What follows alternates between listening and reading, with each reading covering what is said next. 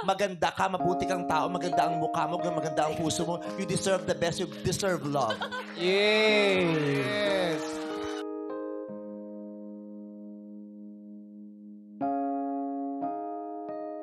Tila pinarealize ni Uncoverable Star Vice Ganda kay Chinita Princess Kim Chiu kanina sa segment na Especially For You ng It's Showtime na hindi kawalan si Sian Lim.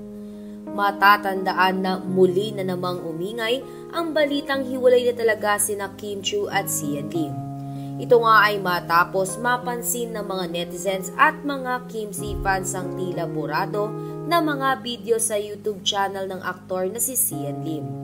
Kabilang na nga dito ang mga travel vlogs ng aktor kasama ang kanyang nobya na si Kim Chiu.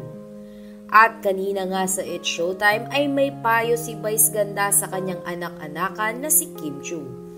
Pagpapayo ni Vice kay Kim, maganda ka, mabuti kang tao, maganda ang mukha mo, maganda ang puso mo, you deserve the best, you deserve love. Pagkatapos nga ito sabihin ni Vice Ganda ay agad niya naniyakap si Kim Chiu. Samantala, dahil dito ay agad na nagtrending ang hashtag Mahal Ka Namin Kim Chiu. Anila ay ito na ang kumpirmasyon na hinihintay ng kanilang mga tagahanga.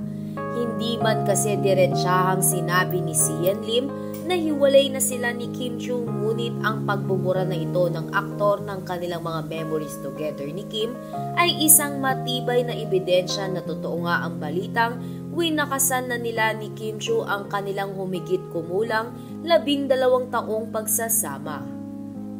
Gayunpaman ay pinapangako ng mga tagahanga ni Kim Chiu na mananatili ang kanilang pagsuporta sa aktres. At sisiguraduhin din nila na palaging may kasama si Kim Chiu sa lahat ng mga gagawin nito sa kanyang karera bilang artista. Maganda ka, mabuti kang tao, maganda ang mukha mo, maganda ang puso mo. You deserve the best, you deserve love.